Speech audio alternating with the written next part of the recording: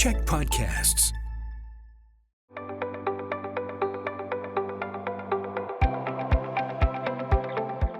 Hi, I'm Bruce Williams. I'm the CEO of the Greater Victoria Chamber of Commerce, and welcome to Chamber Chats, coming to you, as always, from here in the podcasting studios at the Czech Media Group, one of our chamber champions. We, of course, are located in the ancestral territories and lands of the Lekwungen-speaking nations, the Songhees and the Kosapsum. And all of this is made possible by the support of Island Savings, a division of First West Credit Union, who are changing what banking can do for people, for community, and for the world. And this world in which we're living has seen quite a ride in the last 5 years. One of the sectors of our economy that's perhaps the best known of them all is one of the ones that was most impacted by what happened to us all in 2020. And that, of course, is the visitor economy or tourism. I want to talk about that, get an update from my friend and colleague, Paul Nursery, who is the CEO of Destination Greater Victoria. Paul, how are you? Doing great, Bruce. Thank you for the opportunity again. You bet. So when we take a look at how things are currently in pretty much all sectors, the benchmark for recovery, if you will, or the benchmark for success is how we're doing now compared to how we were in 2019. So how are you doing compared to 2019? Yeah, pleased to report that we passed by 2019 kind of metrics in terms of top line revenue, number of visitors, and that type of stuff in 2023. So we're well beyond that. We have a very vibrant year ahead. I keep getting reminded by our members and I keep reminding folks that, our recovery's been a little bit uneven. Not every subsegment of the visitor economy is recovered in the same way. But in terms of our kind of top line numbers, we're well beyond 2019 numbers. Actually, 2018 was a bit of trivia, was actually our best year. 2019 was just fractionally off of that. But, benchmarking 2019, we're well beyond that. And 2025 is looking really strong. When we watched all of this happen too, you and I both through from 2020, different things happened at different paces. Recovery came at different levels. The borders reopened and travel began, and it didn't begin, and trying to get hotel rooms back on the market. What have been the really outstanding features in this recovery? I think the biggest unknown, and it's always kind of the under the radar piece in our segment, but it's the most lucrative, is we were very unsure about how the meetings and conference business was going to come back. It was shut down entirely because of gatherings, and people went to virtual meetings and virtual conferences. Any of us in the professional realm or a member of an association probably attended a virtual conference. Convention centers were creating media studios and stuff of that nature, right, to try to adapt and pivot. So we were unsure from the long-term perspective if that was even going to come back. We kept rebooking, turning what we thought was lost business into deferred business. But what we learned, in spite of what many of the pundits said, is the human desire to connect, to convene, to not only go to a presentation, but to meet in the hallway, to meet in the bar afterwards, to have those offline discussions and networking opportunity. There's an innate human and business desire for that. So I'm really pleased to report that the conference business is actually stronger coming out of the pandemic than it was going in, which is vital to every big city. But that was a real unknown. We knew that people were going to travel again because, the need to decompress and get away is kind of innate as a human being, to reconnect with family, get away for travel, explore the world, have cultural connections. But we were very unsure about the meetings and conference space, and it's just absolutely come roaring back to the place now where, our center, I don't like to make statements like it's at full capacity because we can always optimize and do better. But in the key spring and fall months where conference season takes place, it's hard to get space in the short term at the Victoria Conference Center, knowing that these things book years in advance. So we've done a good job of recovery in that space, as have many other cities. An area I know that you have some experience with another hat that you wear, and kind of worldwide, and certainly in Canada, certainly here in BC. Whistler is considering expanding their conference center. Vancouver's looking at it, and we're looking at it as well too, because it just does so much for downtowns, and it does so much for the economy, and it's such a lucrative business. Yeah, I'm on the board of the organization that runs the conference center in Vancouver, is what Paul's referring to. But when we saw the pent up demand or the revenge travel that came back when everybody after the pandemic wanted to get back at it, but for a city and a municipality of this size, we could very much handle a larger conference center, right? Yeah. We have lots of capacity here. One of the things that happened kind of during COVID, because we have to remember during the summer of COVID, there was travel allowed both in the summer of 2020 and in the summer of 2021 between waves. What happened in some kind of rural and remote areas is there was almost too much tourism. People wanted to get away and go to kind of communities that didn't have the capacity, and a kind of a narrative built around that. But that's not the case in cities. We have ample capacity. We have storefronts that want to welcome travelers. And what's really interesting is we're through that wave now of revenge travel and it's normalized. We just finished some research on community support for travel and tourism. We've always had strong community support in terms of its economic benefits. But what we saw in that really huge sample size of over 1,400, so kind of bigger than some of the national poll aggregators during the election, was that 50% of Victorians in Greater Victoria actually think the amount of travel and tourism is just about right. We're doing really well. It can go up and down a little bit. And about 35% of citizens would like more tourism in our city. They see the benefits, they see that it's a solution, they see that it brings amenities, and just under 15% said that at times, particularly during kind of long weekends during the summer, it could be a little bit crowded. Because when someone made that, we had a subsequent question around seasonality, Mm. and it's only during the summer. So there's actually a desire for more tourism in Greater Victoria amongst the residents, which I think is healthy.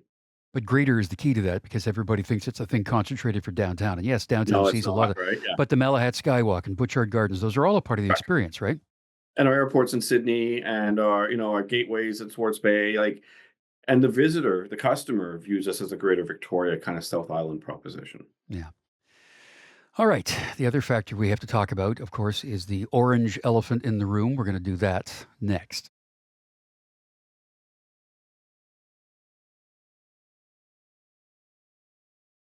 Our guest on Chamber Chats today is Paul Nursery. He's the CEO of Destination Greater Victoria. So all the stuff in the States with Trump and what he's saying and what he's doing, and that's just disrupted everything. But tell me about that, how that factors into what you do in our travel model here. Yeah, I mean, I think it's a multi-dimensioned answer, Bruce. If you'll allow me a couple minutes, and Oh I yeah, think you know, it's also could change tomorrow. As given has by so the far. yeah, that's the elephant in the room. But I think what it points to is the importance of diversification. And so, I think the in the short term, we've been doing okay because I mentioned that strong base of conference business, sports business. I was just reminded, like this weekend, you know, the triathlon, the Highland Games, like all these things that just underline all that. Plus, our conference center's packed. We have a big religious conference coming up in the Memorial Arena, in the Save on Foods Memorial Arena. So that's all great. And then in terms of leisure, we have guests coming from 13 different countries in any kind of volume, Canada, United States, and then about 11 other source markets. So we're a very flexible and dynamic kind of industry. That's another learning coming out of COVID and this and other crises, is that when one source market kind of has a obstacle, we're able to attract from another. So we're doing well this year. Canadians are replacing U.S. travel with domestic travel and overseas travel, and Victoria is doing well with that. But so that in the short term, we're going to have a great year. So we're resilient enough to withstand that in the short term, in spite of ferry schedule reductions, and we care greatly about our ferry customers. But we'll overcome that in the short term. But what it creates, though, is like in every other industry, just a ton of risk and a ton of uncertainty, right? Which isn't good for investment attraction, which isn't positive in the long term, which isn't good for capital remaining. And like every sector, because tourism is just like real estate or like manufactured goods or any other kind of industrial sector or service sector, you know, we crave some degree of certainty in order to not only plan for the short, medium, long term, but also to attract investment, which we need to do. So that's why you'll hear me in the media um, speaking very positively about and factually about the strong summer that we're going to have, but also truthfully about the longer this kind of degree of uncertainty goes on, it's only negative. So it sounds like I'm saying two different things, but I am, but they're both truthful. So I think in the short term, we're doing okay. In fact, we're doing great. We'll be able to withstand it. 2025, we're deep enough into 2025 and have enough business book that we can see kind of the conclusion to 2025 within a certain band. I'm worried about 26, 27, 28 because it creates chaos in the environment. And just as a kind of a corollary or an example of this, 2026 is not going to be a good conference year in Canada. This is a Canada-wide phenomenon, largely because those big international symposia and conferences that would go to Vancouver, Calgary, Montreal, Vancouver, those are a 5-year sales cycle. And in 2021, Canada was sending signals to the world that the borders were going to be closed for a very long time, right? That Mm. was the messaging that was being put out by the federal government. So the big international conference planners just skipped Canada in their considerations in 2021, and those chickens are coming home to roost in 2026. So that means all of us in Canada, regardless of the size of our city or where we're kind of ordered in tier one, tier two, tier three, we're competing for a smaller set of customers.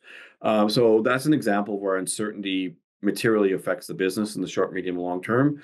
So I'm worried about the effects of the actions now coming home to roost in subsequent years.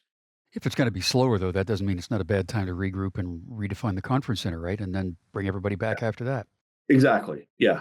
What? Yeah. We do need to figure out a plan for a larger conference center here in Greater Victoria, because not only are we turning away so much opportunity, but it is central to any city's visitor economy strategy. Yeah, 2026 is also the FIFA year.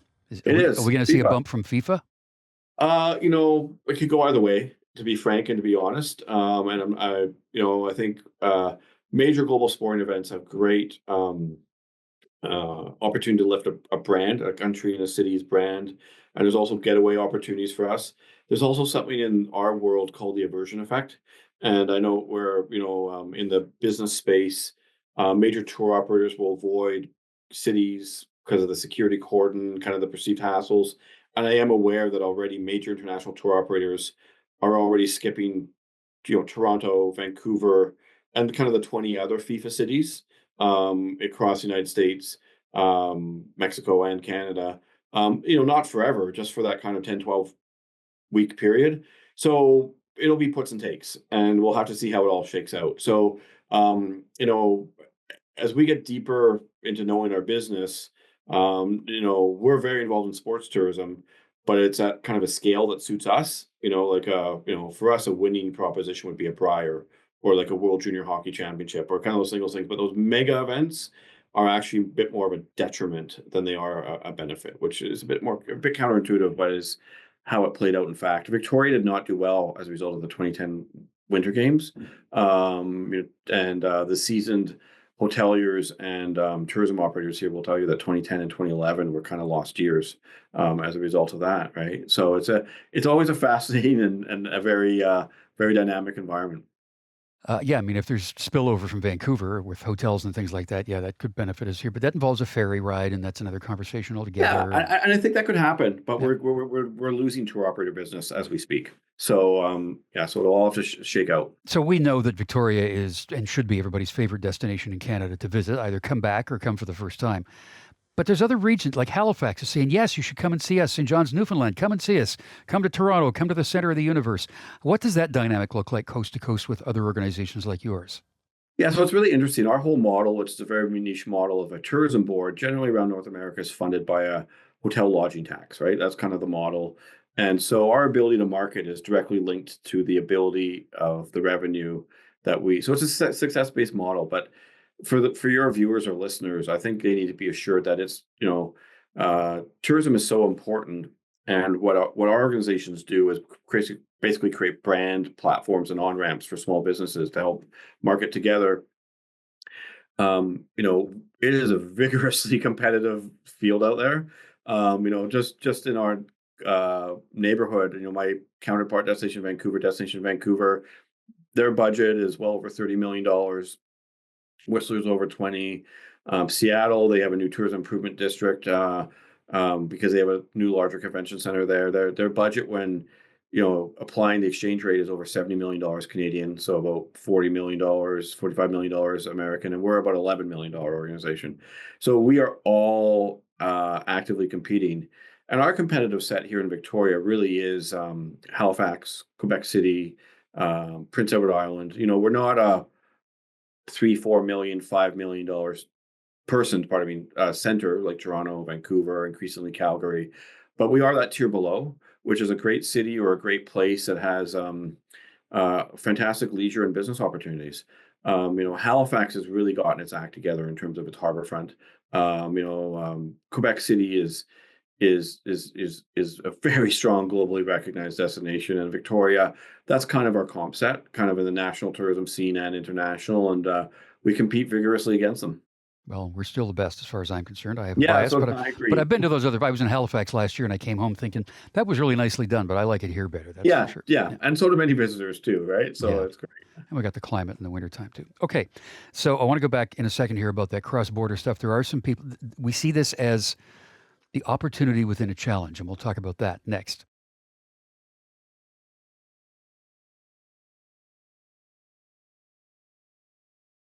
Our guest today on Chamber Chats is Paul Nursery. He's the CEO of Destination Greater Victoria, our tourism organization here in town. So we have seen southbound traffic out of Victoria on Clipper and Coho reducing. I'm sure that we've seen Air Canada and WestJet and Kenmore and all these carriers having a change in their service going across the border going south.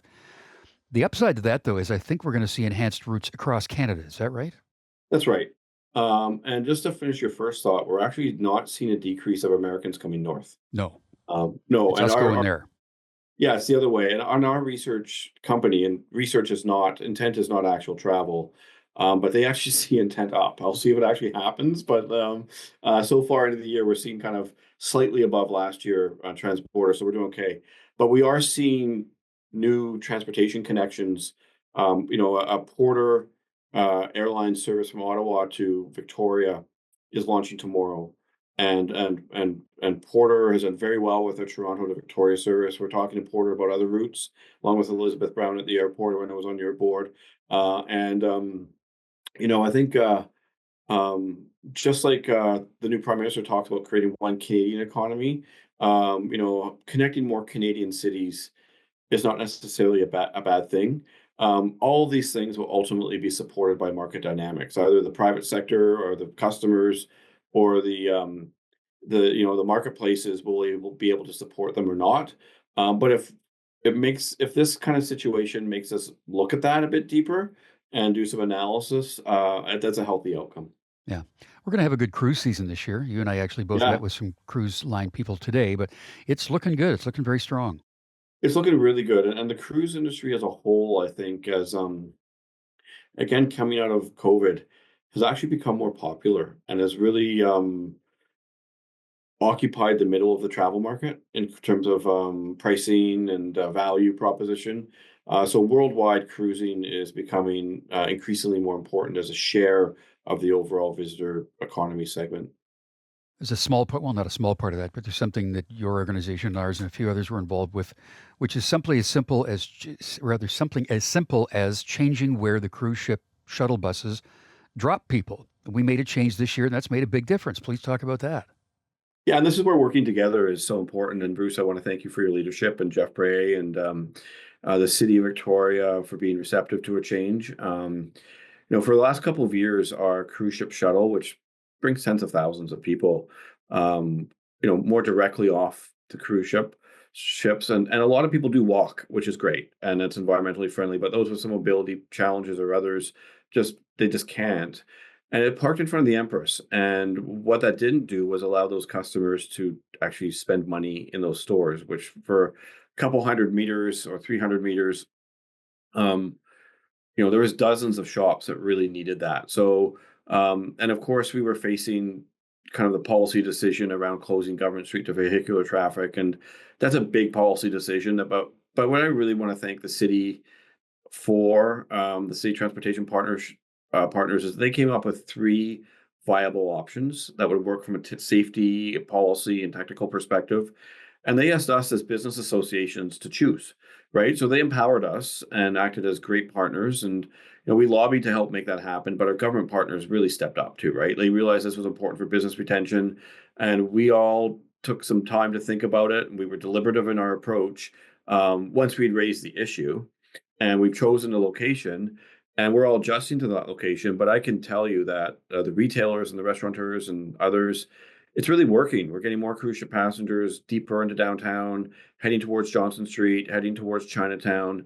And that wasn't happening at all the last couple of years. And that was one of the drivers of some of the vacancies. Obviously not the only driver, but one of them. And Yeah, that's great work by all involved.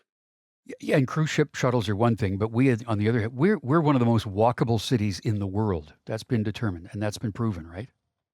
It has been, and where this comes back to, and I hate keeping coming back to it, but it is our number one segment is the conference business. Yep. They love coming to Victoria. It's why we win many bids. We have a conference center attached to a headquarters conference hotel in the Fairmont Empress with other hotels across the street nearby, so the overflow rooms can go into those nearby hotels. We've got the Royal BC Museum right across the street where many opening receptions take place.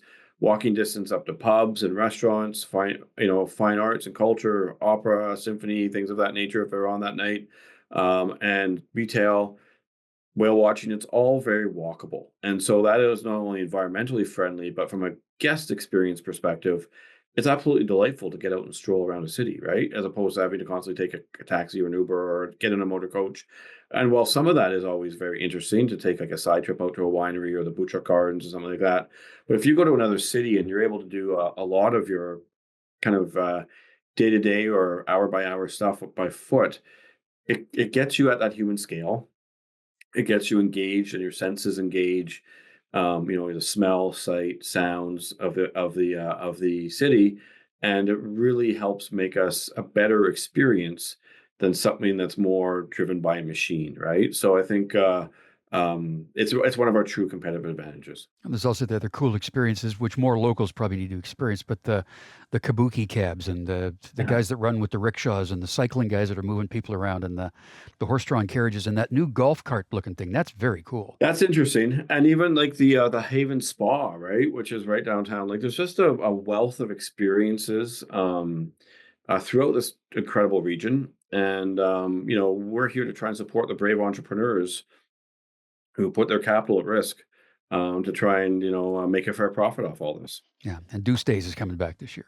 Yeah, Tuesdays. That's cool. Tuesdays is our favorite thing. Yeah, yeah. Tuesdays. That's in July, correct? July, yeah, and Yeah. that's the largest collection of Northwest Deuce, 32 Deuce Coupes. It's about a 3-day show, and then there'll be about 1,200 cars, and typically the Sunday, and forgive me, I don't have a calendar right in front of me, but it's typically the third Sunday of every July, where all the Deuce Coupes are lined up around the inner harbor, and there's typically 80 to 100,000 uh, locals that come down and just check out the energy and the action, and we're very much looking forward to that. Yeah. As always, we remind people that we live in one of the great places in the world to visit, but we live here and we can experience all these things that happen that visitors come from all over the world to take part in. We encourage you to do the same thing. Paul Nursery, thanks as always for your time. My pleasure. Thank you again, Bruce, and thank you for your leadership. You bet. Paul Nursery is the CEO of Destination Greater Victoria. And Paul, thank you for your leadership. I am Bruce Williams, and I will see you again for another Chamber Chat.